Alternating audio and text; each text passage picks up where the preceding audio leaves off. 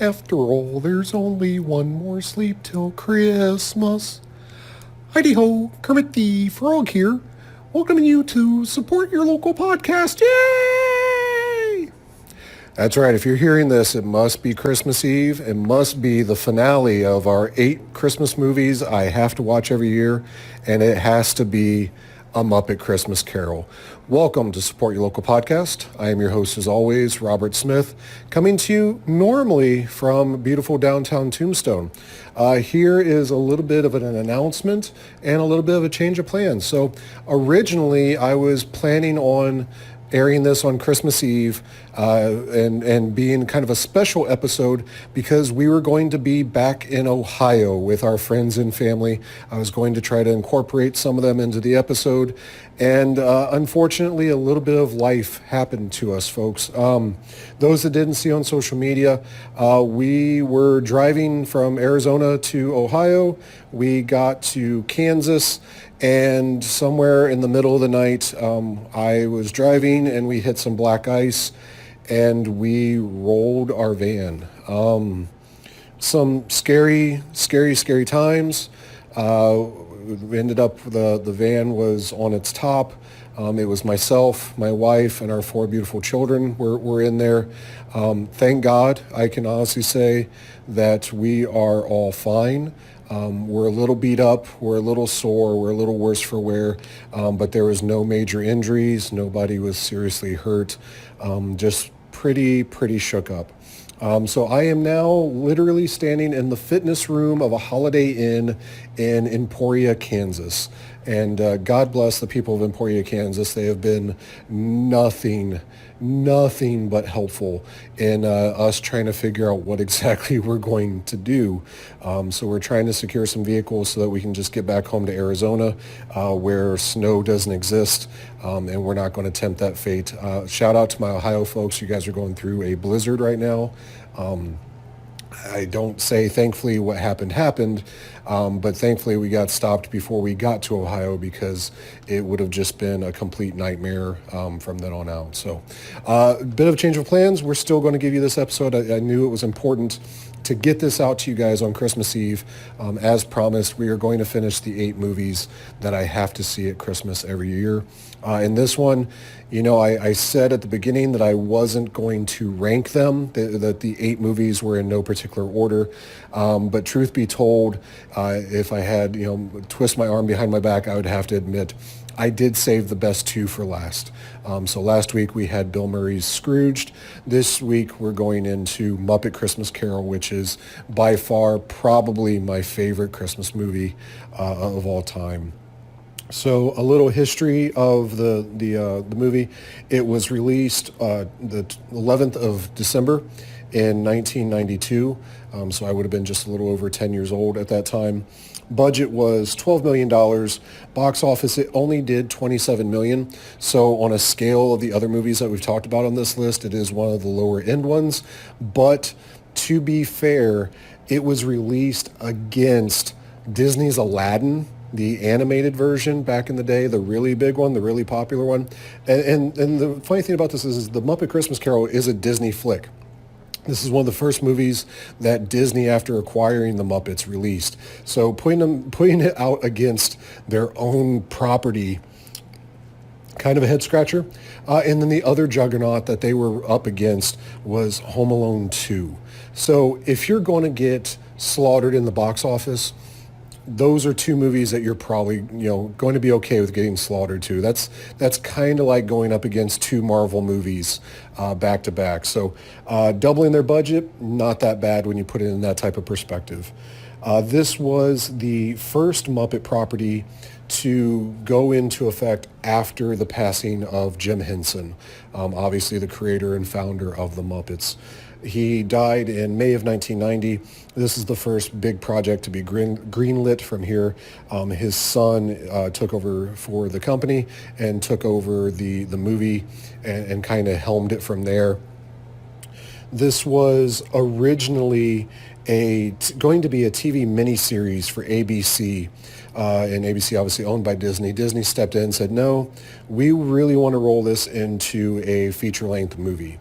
And so they greenlit that and got production started with the Jim Henson workshop to get the Muppet Christmas Carol. And it definitely looked like a different movie in the beginning. Some of the cast and characters were different. It was supposed to be all Muppets at one point. The one that you always see in the trivia and IMDb and other places was Gonzo was going to be the ghost of Christmas past. So all it would be the cloaked figure, and you would see Gonzo's nose sticking out of the end of it. Some definitely different ideas that they had. Definitely, I keep saying definitely, I'm sorry. Most definitely. There is a better version that was released in regards to how they do it. I don't think that they could have done it any more perfect than they did. But we spoke about this being the first project after Jim Henson's passing. So that in and of itself is some huge shoes to fill in regards to keeping that legacy alive and keeping doing that. Because keep in mind, Jim Henson was also the voice of Kermit the Frog. He created Kermit the Frog, which is by and large the figurehead icon of the Muppets. And that duty, now that Kermit was going to be a major player in this movie, was going to Steve Whitmire, who is, I believe, currently still Kermit the Frog, but he definitely took over that role. He took over Rizzo the Rat, a couple other characters, but Kermit the Frog was the big one. And to be a part of the first non-Jim Henson Muppet project is bad enough, but to voice the iconic character that Jim Henson created and voiced and gave life to for all of those classic movies, that is huge.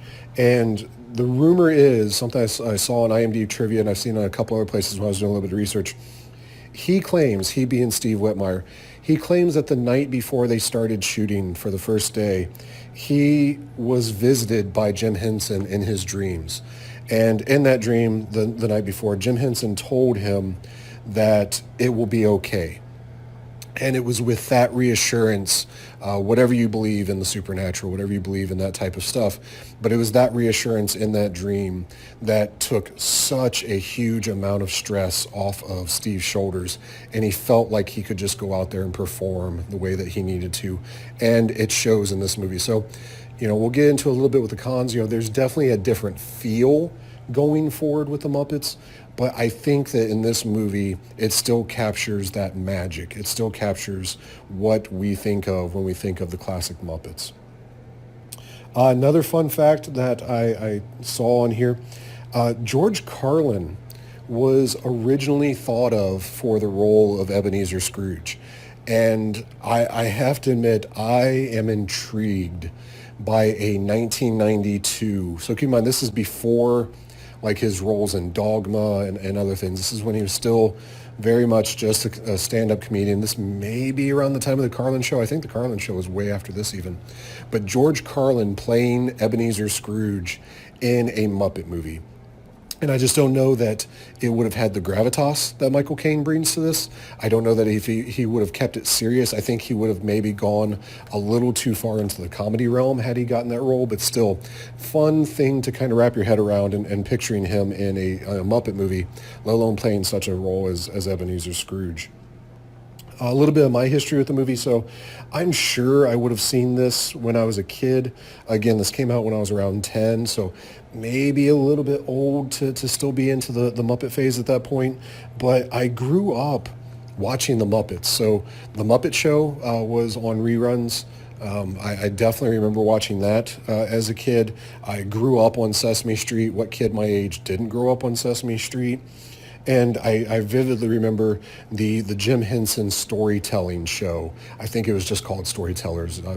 If you remember the name of it, hit me up in the comments. But essentially, it was Jim Henson and a giant Muppet dog, and then they would go into a story, and it would be basically a Muppet show from there. So the Muppets were very much a part of my wheelhouse growing up. So I have to think that I would have seen this. I know I didn't go to the theater. I only went to the theater to see. Coincidentally, let's go back a second. I think the first time I went to the theater was with my sister and my cousin Jeremy. We actually went and saw Aladdin. Aladdin was the first movie I vividly remember going to a theater and watching. So if Aladdin was in the theater, I know for a fact I didn't go to see Muppet Christmas Carol in the theater because it would have been the same time and I would have remembered that as well. So But yeah, so the Muppets were kind of in there, but once I got older, this was definitely something that I would have added to my collection. This would have been one of the first ones that I would have seeked out. I got an original version of the DVD when it came out, and that'll come into play here in a little bit. So keep an eye out for that. But as for watching it going forward, from getting into my collection, I have tried really, really, really hard to get the kids to watch this. And for whatever reason, they're just really not into it. And I don't know why they're not. With me growing up the way I did, how you cannot be a 100% Muppet fan, I don't get it. Is it a generational thing? Has CGI and cartoons kind of, leapt past the Muppets to where if you didn't grow up with them, it wasn't in your DNA? I don't get it. Allie came around a little bit this year and actually requested watching it, and she sat and watched it. But the other three, yeah, they get bored of it in like 2 minutes and want to watch something else. So that's fine. I just let them go do their thing, and then I watch it. It is, as I said, not just one of the eight that I have to watch, but it is probably the most watched that I have. So if there's no danger of the kids coming in, we watch Scrooged. Otherwise, Muppet Christmas Carol is on pretty much constant loop in our house throughout the Christmas season. It is probably what I've watched the most out of all of them. Some of the pros of this movie. Number one, I mean, let's face it, guys, it's the Muppets. You either absolutely love them or you don't, and if you don't, then something's wrong with you. My kids included. I love Miss Piggy in this. When she's threatening to knock him up off the sidewalk and just her being her. Usually she's kind of I don't know, a hit or miss kind of thing for me, but she really hits it out of the park on this one. So shout out to Frank Oz, Yoda himself, for doing Miss Piggy phrasing. I still chuckle every single time I watch this movie.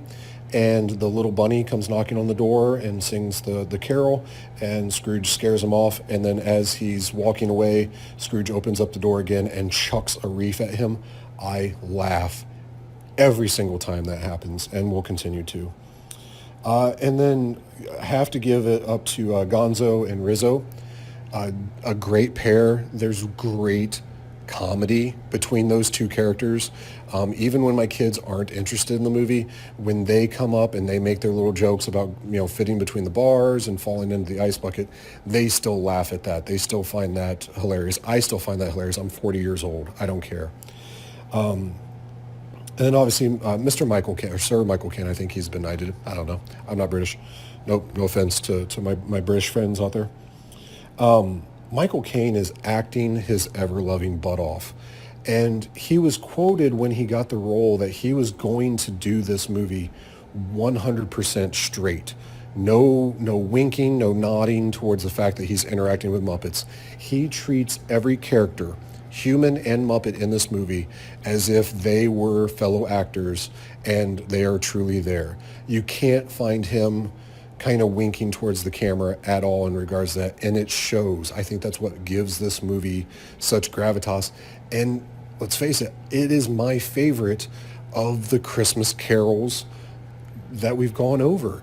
So when I said, my favorites of this and this and this, when I went over the three wise men of the Christmas carols, there's some instances where the characters in the Muppet Christmas Carol are better than the others, I believe. And then songs, we'll get into this a little bit into the cons, but it's everything is catchy.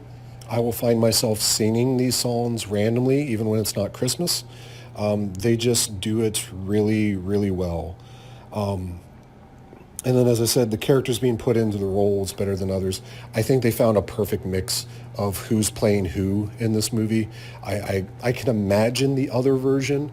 And go into IMDb, you look out on the internet, see what they had listed as the original characters in this, and see what you think. But I think they did a great job. I think they did the right thing in putting the characters into place the way that they did. Some of the cons. So obviously, the loss of Jim Henson makes it different. There's no avoiding that. In the later Muppet movies, you can definitely tell that that magic is gone. It's just not the same. The characters aren't the same. The scripts aren't the same. They try to move up with the times, and it just kind of loses some of that quality of the Muppets for me.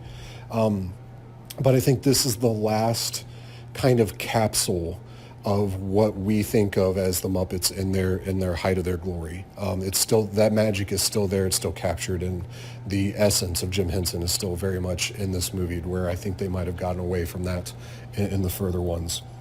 And then I said I'd mention this here. Cutting out of a song. So for those of you that up until this year have only seen Muppet Christmas Carol on Disney Plus, or you've gotten one of the DVDs of the past few years, in the scene where Ebenezer Scrooge is in the past and he is he's being broken up with by Belle, she breaks up with him, and then it cuts to her walking away and everybody's crying. And that may seem a little jarring because what she says breaking up with him probably shouldn't bring everybody to tears like that, Gonzo and Rizzo included. The reason that's so disjointed is because there is a song that she sings, and Belle's played, I'm going to give her proper credit, by Meredith Braun, and it's called Love Is Gone. And for those of you that grew up with this movie and saw the original DVD or the Laserdisc or in theaters, then you know this song. You've heard this song. You know that she sings it to him, and that's what causes the emotional pull from those characters. So when she finishes singing, then she walks away, and that's what causes it.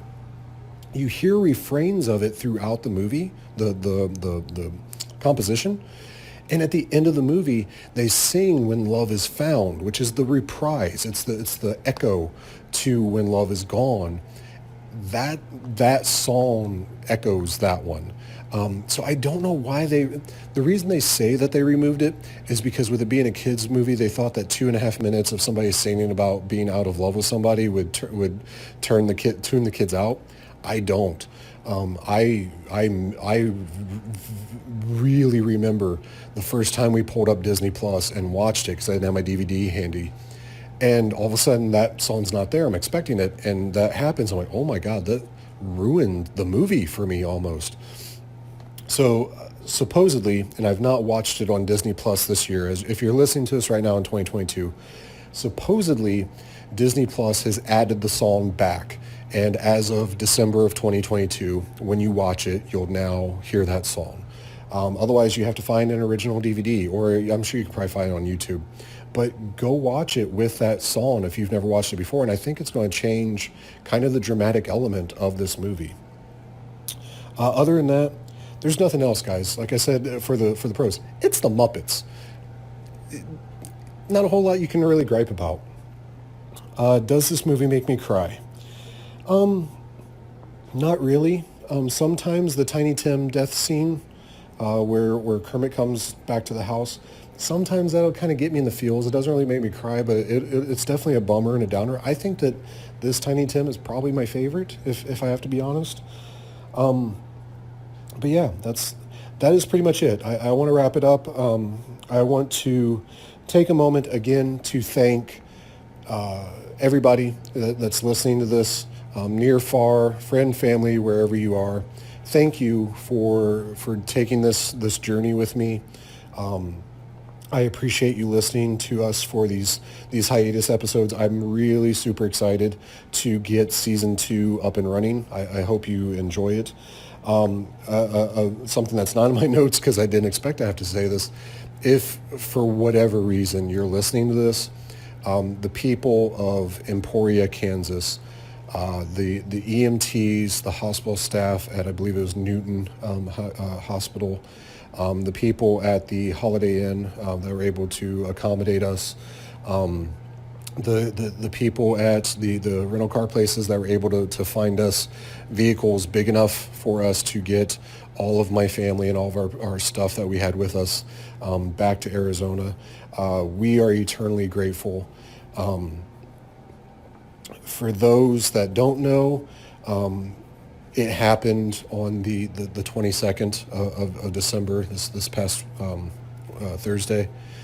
And that was the 1 year anniversary of Dad's passing. And I am not saying anything about it being the cause or having anything to do with that, but I believe in fate. And if what happened because it was supposed to stop me from getting to Ohio and having something worse happen in the blizzard. I'm hearing all these reports of fatalities and 50 car pileups in Ohio because of the blizzard. If that's what happened, then I'm grateful. But otherwise, me and my family, we are immensely grateful for everybody that took care of us and got us back up on our feet to get back to where we need to be, safe and sound, warm. So that's just a little something I had to throw in there. So stay tuned. This is going to release the morning of Christmas Eve. In your feed around, I think it's like 5-ish, there's going to be a special episode that I'm going to throw out to you as well. Just a little treat that I wanted to share with all of you. I hope you enjoy that as well. But after this, then I am planning on having an episode release by New Year's Eve. And that's going to be just kind of a wrap up of the first year of the podcast, of where we are so far, what you can look forward to in season 2, and then the big announcement, hopefully, of when you can start getting season 2 into your ear holes. I'm trying really hard to get them to you as quickly as I can. So until we meet again, folks, again, I love you all. Have a Merry, Merry Christmas. Have a happy holidays, whatever it is that you celebrate or you don't celebrate. May it be as joyful, may it be as chaotic and fun, or laid back and easy, or non-existent as you personally want it to be. That is my wish for you. But as always, I love you. Take care. Thank you for your time, and support your local podcast.